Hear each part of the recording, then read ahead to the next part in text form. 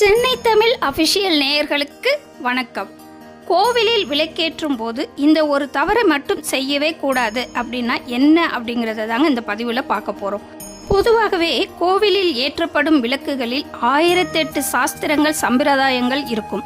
அப்படிப்பட்ட தீபத்தை ஏற்றும் போது தேவையற்ற பேச்சுகளை குறைக்கவும், இறைவனை மட்டும் மனதில் நினைத்து வேண்டி தீபத்தை ஏற்ற வேண்டும்.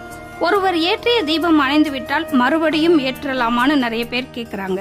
கண்டிப்பாக ஏற்றலாம், தீபம் ஏற்றணும், அதுதான் விஷயமே. சுவாமிக்கு தீபார்த்தனை காட்டும் பொழுது கண்களை மூடி தரிசிக்கலாமான்னு கேட்குறாங்க. கண்களை மூடி தரிசிக்க கூடாது. தீப ஒளியில் தெய்வத்தை காணலாம் என்பார்கள். கண்களை திறந்து தீப ஒளியில் தெய்வத்தை நினைத்து வேண்டுதல் வேண்டும். அதுபோல விளக்கேற்றும் எண்ணெய் திரியை கடன் வாங்கக்கூடாது. தீப்பெட்டியை வேணால் வாங்கி கொள்ளலாம்.